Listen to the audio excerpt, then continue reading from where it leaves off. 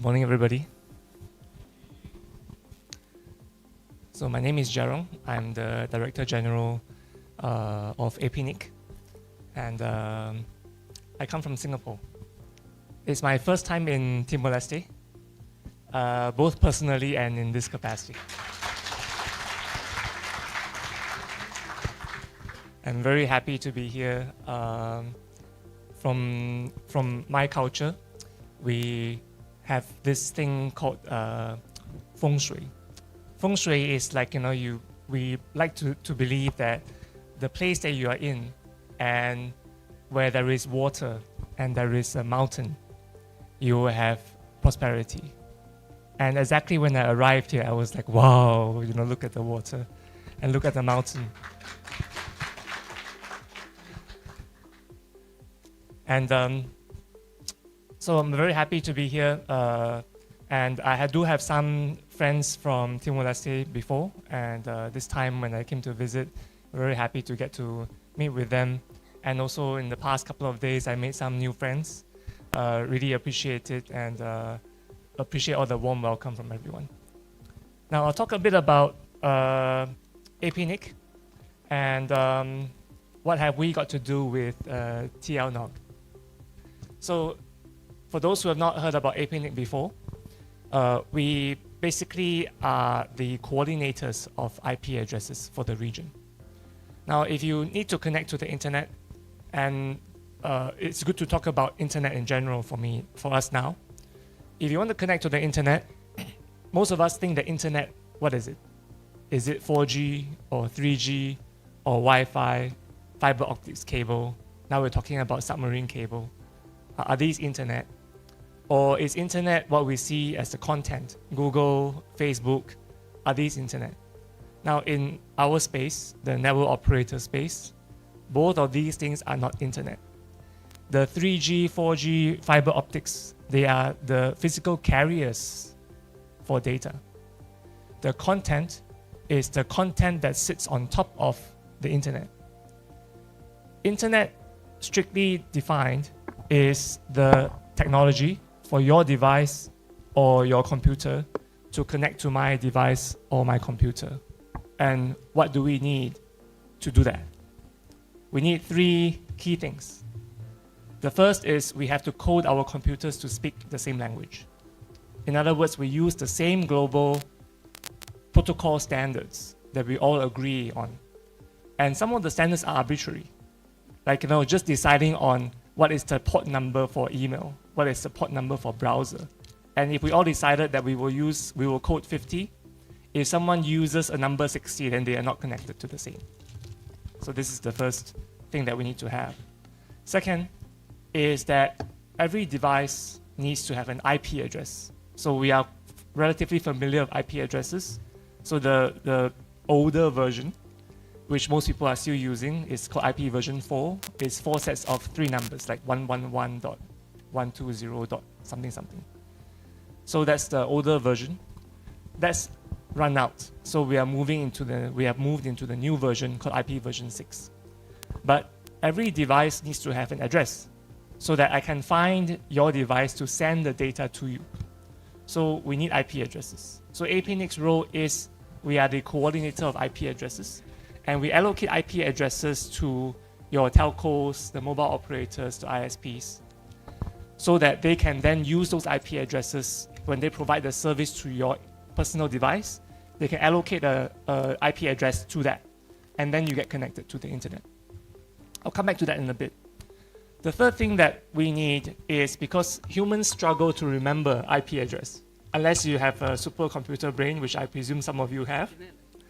But most of us can't. Like a normal human being like me, I cannot remember the numbers. So we convert the numbers into names. That's why we have websites. We call them domain names. So like, if you want to go to Google, you go to www.google.com, you type it in the browser, the system automatically converts that into what IP address is this domain name? Does it correspond to? So by doing that, we can access the websites and the information that we want. And the third thing that we need then is domain names. So they are distributed top-level domains. like .com. Here in Timor-Leste, it is .tl. So we need these three things: protocols, IP addresses, and domain names. And these three things combined together, they are called the Internet's unique identifiers. The Internet's unique identifiers. We can't allocate IP addresses to Telemore and then give the same IP address to Telkomsel, because then you have a conflict. So somebody needs to coordinate that. And APNIC plays that role. And for the protocol standards, there's another organization called the Internet Engineering Task Force. They are the ones who play that role in terms of setting global standards. And again, anyone here can also participate in that conversation. Now, domain names are managed by an organization called ICANN, but I won't go into these too much. But largely, just remember, we are using the same internet because we are using the same set of unique identifiers. The same protocols, the same IP addresses, the same top-level domains, the same domain names. If we do not use these things as a unified set, you will have a different internet. Then you will have what we call the splinternet, different internet. But today, all of us are connected to each other because we are using the same set. And this is important for us because why we are enjoying the internet so much is because you can be connected to each other in any part of the world. But for some reason, if we were to have more than one global internet, we will stop being able to connect to each other. Then all the benefits that we have seen from digitalization, we will roll back several years for that. So as network operators, we play a very important role because we are the ones that keep the internet going. So really, I'm very happy to meet with our community here. And I hope that likewise, you see as much meaning in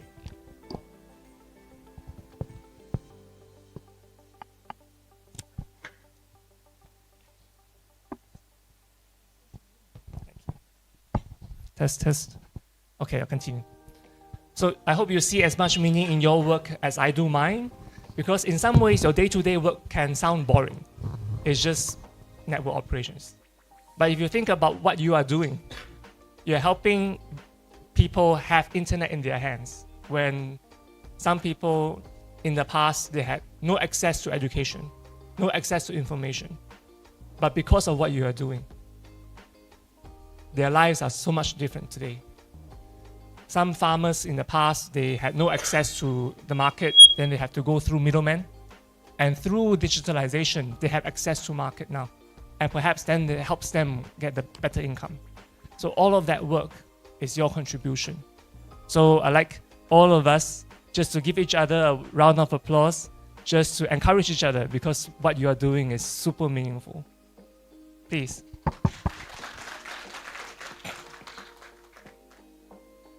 Now, I've just explained the internet more broadly, and I'd like everyone to have the same common understanding amongst us. That's why I took some time to explain that. Now, I'll explain a bit about APNIC. So I mentioned APNIC, we are the allocator of IP addresses.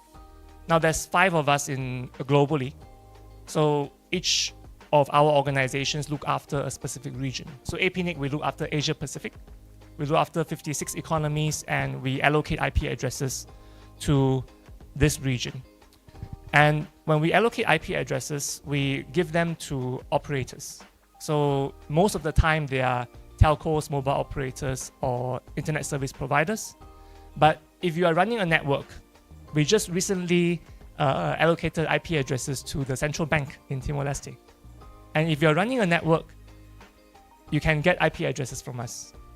And when we allocate IP addresses to you, you are not a subscriber. You become a member, because you take this piece of IP address that we help to allocate and you run it. You are running that piece of the single global internet that I just described. So this is pretty important, because as members of APNIC, not only are you running the single piece of internet, but also you have that responsibility to govern APNIC. So members have voting rights, and you can vote for my board. We call it the Executive Council, but you can vote for my board. And if you want to, you can change my board through the voting. and that will change the direction of APNIC overall. Now, the second part of it is in terms of policies. So APNIC, how we allocate IP addresses, we follow certain policies. Those policies are not decided by me or my staff, but they are decided by you. So the broader internet community can come together, and in APNIC we organize 2 conferences every year. The community can come together and discuss and put up proposals to change and adjust the policies for how we distribute IP addresses. I think this is important because in some ways, when I talk to friends here in Timor-Leste, some of you will say, oh, we are late to the game. Yes, in some ways, yes, but this conversation of how we adjust policy is an ever ongoing conversation. So I'd like to invite all of you to participate. And the next APNIC conference will be happening in February in Jakarta. So it's very near from here, and I'd like to invite everyone to participate. If you have any questions, feel free to reach out to me later, but I am flagging that we will have a conference in February.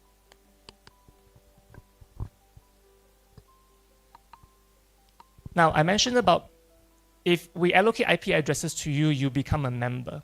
So right now in Timor-Leste, APNIC, we have 17 members, which includes all the mobile operators, including the government. ANC is a member as well. Then we just had the central bank who joined as a member. Now again, if you're running a network and you need IP addresses, you can get IP addresses from us and become a member. So if you're doing that and you have not linked up with us at this point, feel free to reach out to me or my colleague, Lou. Yep, we have a booth outside, so you can reach out to her and she will help you with becoming a member and getting IP addresses to run your network. Now, I'll talk a bit about APNIC now, and what do we have got to do with network operator groups. So I mentioned it's my first time here personally, but also it's the first time I'm here in the capacity of APNIC's Director General. And the reason is because, for those who don't know, I just joined APNIC. This is I just crossed 1 year. I officially took over this role 1 year ago. So I just took over this role 1 year. And I wish I could have visited earlier, but there's quite a bit of things that we had to do, which I've now worked on, but now I can come and spend time with the community here. Now, some updates from APNIC since I took over, because one of the key challenges I had when I joined was APNIC's budget was in a deficit. So APNIC had to raise fees for members, and it did impact some members when we had to raise the fees, especially the smaller ones. Now, the fee increase happened before I joined, so there's not much I can do about that per se. But what I promised members was that I can give you predictability in the longer term. And what that meant was I will be able to give a very clear forecast of when we will exit the deficit. And also we will do a longer term planning. So in September, I've done some realignment work internally, and we adjusted some of the strategies as well. And what that means, from September, I had announced to the community that APNIC will exit our budget deficit in 2027. We will be on a balanced budget by 2027. And when we have a balanced budget, it gives members a predictability that you will not have to worry about APNIC raising fees again anytime soon. So that's my first promise, which I have delivered. The second promise is something that I am working on now, is APNIC will do a 5-year budget forecast from 2028 to 2032. We will forecast a longer term forecast that will allow members to have a clear idea where our budget is going. APNIC, before I joined, only did budget planning on an annual basis, and that also had an impact on why we had to do member fees increase. So we're adjusting that too. So I just wanted to let you know, as members, this is my commitment to you, and that's why I thought to share this very briefly, but to give you that certainty of where we are from a budget perspective. Now, the next part tied to this is, I mentioned we adjusted some of our strategies. So what is APNIC focused on? And essentially, we are focused on supporting the community and the development of the internet through the allocation of IP addresses. So on the one hand, we just allocate IP address. We make sure we manage that properly, accurately, according to policy. So on the one hand, we do that. But how can you use IP addresses to make your internet better? Now, in the whole region, like I mentioned, globally, IPv4 addresses have run out. And it's not the fault of APNIC or anyone per se, but if you want to blame somebody, you can blame the founders of the internet at the time. Why do I say that? When the inventors of the internet thought, okay, we need to have an IP address system, they came up with IP version 4, and it has 4 billion addresses. 4 billion addresses in total. At the time when they created the system, they thought 4 billion addresses must be enough. Why? Because each internet connection was usually one computer. And each university, which were where the inventors were from, each university would have a handful of computers. So if you add up a handful of computers multiplied by the number of universities in the world, 4 billion addresses, more than enough. But we didn't know that we would advance to a stage where we have internet in everyone's hands. And we have more than one device per person. So you have like maybe 2 devices, 3 devices. Then plus if you have the Internet of Things, you have smart homes. You might have heard of this before, smart homes with many devices. You could have like 50 devices in your home. If each device had an IP address, then 4 billion IP addresses would not be enough. Just by each person having one IP address, there's 8 billion people. So we don't have enough IP addresses. So we have run out of the supply in that sense. So when the Internet Engineering Task Force group came together, we have a problem. We need more IP addresses. So we have to come up with a new system. That's how they moved to IP version 6. It's a new system. Now, because we had computer scientists and we joke about them being geeks, but they are really, computer scientists. If you give them a problem, they will think of the absolutely most amazing solution you can think of. So they came up with IP version 6, which is almost infinite. There's more IP version 6 addresses than there is sand in the world. I'll say that again. There are more IP version 6 addresses than there is sand in the world. The number is so large that I cannot describe what it is because there's so many zeros. I just want to give you the assurance for that. Now, we need to move away from setting our networks in IPv4 to IPv6. Why? Because if we are all running on IPv4, there's a limit to how many addresses you have. And if you experience growth in the number of your users, IP version 4 will become your limiting factor to growth. But that's not what we want, right? We want to have growth in number of internet users so that when we have more internet users, then you can enjoy everything that's on top of the internet, digitalization, e-commerce. You can enjoy these things. So we have to move away from networking in IP version 4 to IP version 6. And a key part of that for APNIC is we want to help you and we want to support you. So if you need more training, we will be happy to support you with that. Just reach out to us and we will continue to do that. And that's why part of APNIC strategy is we will support all the NOGs, the network operators groups, because this is where you gather, you convene, and we will support these groups and we will continue to do training. Now, this is a good segue. I want to thank Jose and Jemris for organizing TLNOG. Prior to this, we've been partnering ANC every year to do training. So very happy that we have this platform. And also when it comes to training, one of our trainers is supposed to be here. Her name is Shane. Some of you will know her. But unfortunately, her mom is not well, so she cannot travel. So I'm also very grateful for Warren from ISOC, who took over the training. So a big appreciation for that. Now, A couple of more points and I will close. So IP version 6, very important. If we want to have exponential growth, we need to move towards that. It is not a new technology. IP version 6 was invented already 25 years ago. Now, the take-up rate is slow, but amongst our whole region, we have crossed 50% deployment across the whole of the Asia-Pacific region. The other region that has this high deployment is in the North America region. And I did have one interesting observation. The countries and economies that deploy IP version 6 in the high numbers is because they need it for innovation and growth. So the IPv6 adoption is a reflection of growth and innovation.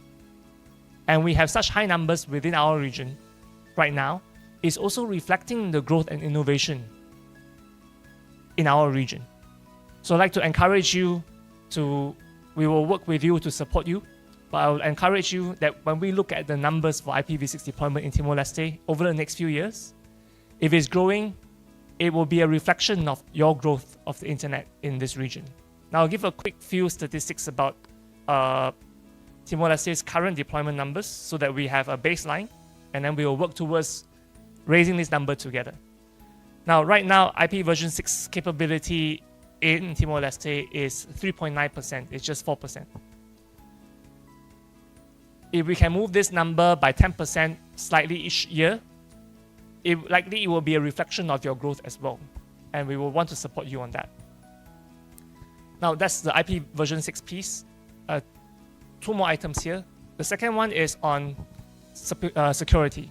So all of us, today, cybersecurity is a key area that we want to focus on. So in the network operators group community, we want to encourage our network operators to deploy something called RPKI, Resource Public Key Infrastructure. Basically, it's a crypto signing infrastructure that protects against routing hijacking. Long story short, it's just to defend against routing hijacking. And we'd like to also support this community to deploy it. Now, right now, the RPKI deployment for Timor-Leste is 67.4%, which is pretty good. So let's try to move this number up to 100%. So that's one side. Now, on RPKI, there's two parts. One is on the actual signing. The other one is on validation. So we've done signing at 60+%. The validation piece is something we need to work on. It's currently 2%. So we will work to support you on this one too. Now, the third point I wanted to make was on internet exchange points. So those of you who were at the social yesterday with Warren, he already described about having internet exchange points. Long story short about internet exchange is that right now, if you are looking for a website somewhere, you type into the browser, very likely that routing of looking for that web server to send the data back to you goes out of the country and comes back in again. Right now, that's what's happening for most of it. So this is not good because there is a speed element. You have to go to Australia and then come back, or you go to Singapore and then you come back. So it takes longer. That's number one. Number two is cost, because you go to different carriers and then you have to pay something as you go. So it increases the cost as well. And then that cost goes to the users. So if you want to increase your efficiency, lower the cost for users, we want to find a way to keep the traffic within the country. And the way to do that is through internet exchange points. Now, internet exchange points basically is you have a location where you have switches that allow each operator to peer with each other. So in many countries, like Japan, for example, is very well done. Singapore, we have that as well. And operators who are competitors to each other decide to peer with one another. And it can be strange. Like, why do we want to do that? You know, we are competitors, right? Why do we want to do that? But everyone benefits by doing that. And how do we start these conversations? It is exactly this platform, the Network Operators Group. So it's very interesting because in Network Operators Group all over the world, all over the region, is the most interesting place because you have competitors who all come together in a place and discuss how can we work with each other? How can we help each other? How can we peer with each other? And that's why we need Network Operators Group to grow. And it becomes the platform that we come to get to know one another. Then we look at how we can support each other in terms of peering. So APNIC, we are super supportive of NOGs, and we also like to help to support the establishment of internet exchange points. So that is also in Warren and ISOC's mission as well. So for us, we would like to work with you and support you and establish that benefit once we've established an IXP. But all of these are building blocks with each other. We need to have networks with each other from a human-to-human, person-to-person perspective. Then we will strengthen the network when it comes to the operator's perspective. So I'll just close with these few areas. Let's work together. We will support you in IPv6 deployment. And let's hope to see exponential growth here in Timor-Leste. And the second one is let's work on improving the security together by deploying RPKI. And the third one is let's continue with supporting the NOGs and participating in the NOGs, the network operating groups here. And through that, hopefully we can establish an internet exchange point together, keep the traffic local, and everyone benefits together. And with that, I'll close for today. Thank you so much. Thank you very much, Senior Jerong, for the IT security and internet exchange is a homework for all of us here as an engineer of IT. Thank you. Mr. Jia, please stay in the stage. We have some gift to give to you. Kami convida o respeito Mount Jembris atau for presente ba Senhor Jia.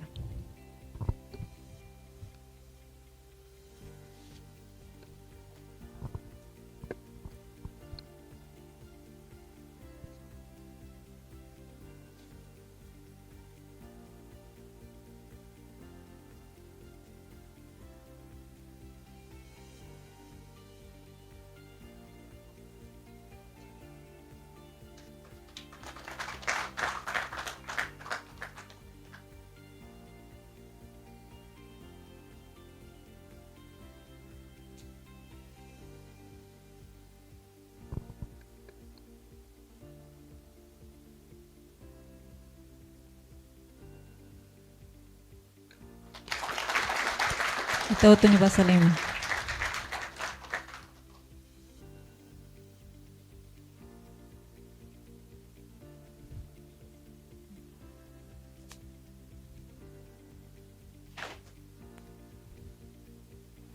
Once again, thank you very much, Senor Jia, for the knowledge that you share with us. Please have a seat.